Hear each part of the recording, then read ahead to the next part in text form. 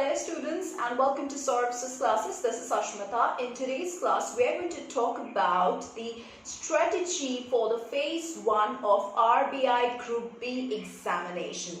So let's get started.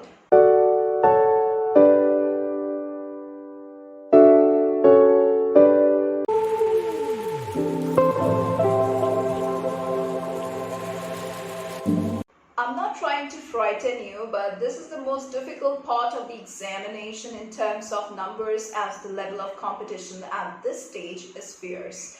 Now, just to give you an idea of the challenge and the success ratio, I would be telling you like batches from 2014, 15 and 16.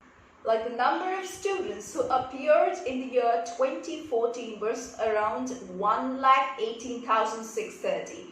And number of candidates who appeared for phase 2 came down to around 1,598. So you can understand the level of difficulty this examination possesses. Now, what was the cutoff during the 2014 examination in aggregate? It was around 104, okay. And percentile which was required to clear phase 1 was around 98.65.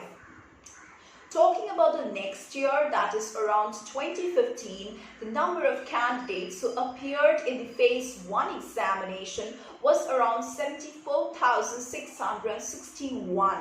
And in the number of candidates who appeared for phase 2 came down to around 2,617. So once again, you understand the number of candidates who just got scraped out from the lot.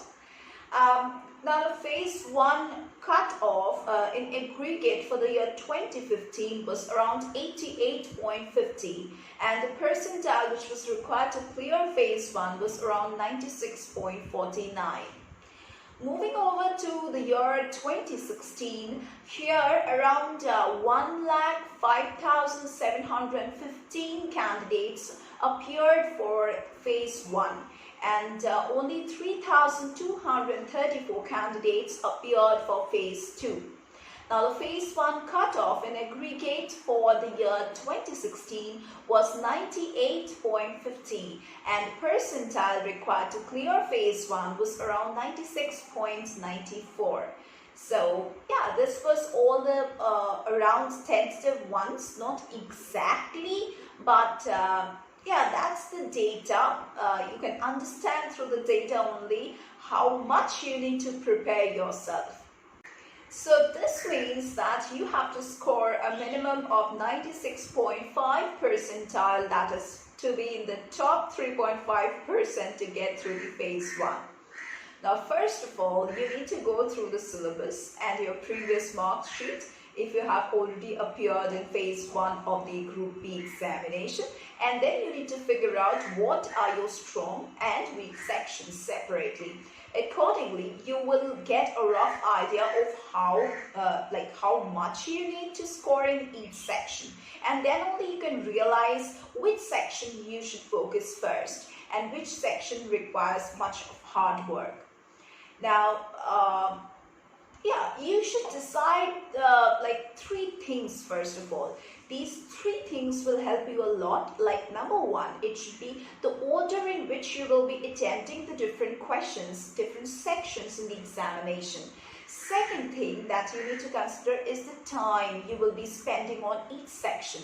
Thirdly, the number of questions you will be attempting in each section. These 3 things are of vital importance for your life. Here I would be telling you a strategy through which you can just follow, and you can just manage your time. Okay, talking about the English section first, your target should be 25 in 18 to 20 minutes, all right? Then talking about the general awareness section, you should be performing 65 to 70 questions in around 20 minutes with higher accuracy. Don't panic or attempt wrong if you don't know some questions. You have a room to leave 10 to 15 questions, so don't worry about that. Next thing that you should be considering is in the quantitative aptitude section, your target should be at least 15 correct answers in around 25 to 30 minutes you can spend here. And after doing 15 correct, just move to the next section, and if time permits, come back to do 3 to more correct questions if you get the time. Then you have this reasoning section, minimum 35 questions if you can attempt, and if all of them are correct, it's well and fine. Otherwise, 40 with high accuracy, you should be completing within 45 to 15 minutes. Now, once you're done with deciding the 3 targets that I have mentioned, you need to start with the preparation.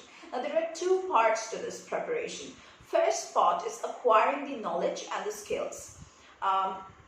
It includes this quantitative aptitude and the reasoning section. In the acquiring knowledge and skills portion, what you need to do is that you need to first of all understand what is there in your exam. Like for quantitative aptitude, you have data interpretation, like in which you have percentage, then ratio, fractions, Venn diagrams. Then secondly, you have permutations, combination probability. Then you have pipes, trains, boats, race. All these kind of sums would be there. Then you have profit loss discount. Then you have averages, mixtures, allocations. Then simple interest, compound interest. Then you have AP, GP, HP. Then you have linear and quadratic equations. Then you have geometry also, like involving the area and the volume type sums. Then you have series completion, and also find the wrong one in the series type problems you have. Then you have time and work related sums. In the topics for reasoning section, you have statement and conclusion, conclusion based on inequalities, mathematical equations, syllogism. Then you have sitting arrangement based questions. You have input output sums. Then you have also like statement and inference, statement and assumption, blood relations, data sufficiency, direction test, series completion like with pictures. All sorts of things are there. Talking about the general awareness section in a little bit details, this part is highly factual and you need to cover questions related to the banking sector. Now, those preparing for the civils tend to ignore this part, like assuming that they know enough current affairs, which is very risky as the kind of facts asked in this exam are very different from the civils exam. So definitely you will clear the cutoff, but it is highly likely that you will fail to score really good. So keep in mind that scoring high in this section assures you that you will clear the overall cutoff even if you are marginally above the cutoff in comparatively tougher sections of quants and reasoning. So this is why what you should be doing is that you just have to go through the previous 6 months like current affairs, certain notes, capsules which are available for the banking examination related websites. There are so many websites, or you can also get all these at our official website at Sources Classes. And the factual nature of current affairs makes them very confusing, so make sure you revise them plenty of times, and this will make sure that you score above the average in this section. Now, how will you prepare the English section? Like if you are a regular reader of newspaper, your knowledge of English will be more than enough for this section. The scoring part in this section will depend more upon how much you practice, as the options in this section are very confusing. However, you can work on your vocabulary and learn new words daily to increase your confidence level, and thus the chances of scoring high in this section. But the key will be to practice each and every day, alright? Because once you go through one word and second day you just forget about it, that won't help you much. Especially you need to practice the questions of arranging the sentences in a particular order so that it just makes a meaningful passage. So you might have practiced a lot when you practiced the previous years. Again, you should keep in mind that this is the section which will help you clear the overall cutoff. So your aim should be to maximize your score in this section. I've already told you the first thing that you should be considering before going for this examination, that is increasing your knowledge. Second thing that I would suggest you is the implementation or putting your knowledge into practice. Like once you have learned the basics of each section and the tips and tricks for the quantitative aptitude and the logical reasoning section, it is time to implement your strategy by practicing as many questions as possible. Okay. Now to start with, solve a few random questions of all sections from the question banks of the, so many question banks are available in the market, so you can practice from those.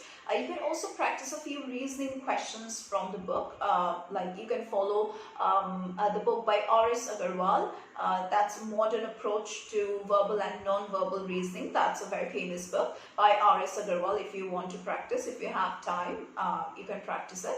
But the most important tip, the most important step in preparation for the phase 1 will be practicing mock tests. Okay, there are so many mock tests available online. You can go for that.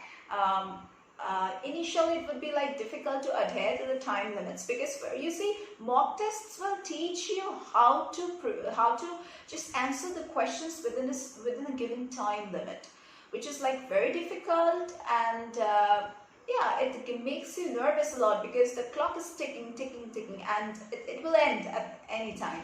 So it makes you nervous. It makes you like, it frightens you from within. So it's like a practice session for you. These mock tests act as practice sessions. So you give these mock tests as many times as possible. Just don't worry. You keep practicing. You will achieve the desired accuracy. Now, it's very important for you to attempt at least 10 to 15 mock tests before appearing for the phase 1 examination. Now, there's last but not the least, I would like to tell you that a very important factor which decides your marks in phase 1 is your decision to leave a question if it takes a long time to solve. Like many a times, the question will be very simple, but it might involve long calculations. So it's better to skip such a question at the first instance and come back to them if time permits, rather than clinging on to that, like thinking, how can I not attempt such a simple question?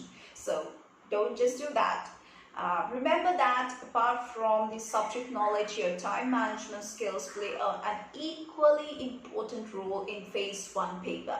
So this planning will definitely work for you, and I hope so you will receive all the marks with like flying colors. You get good marks, and so all the best for your examination. We are going to meet once again in our next classes.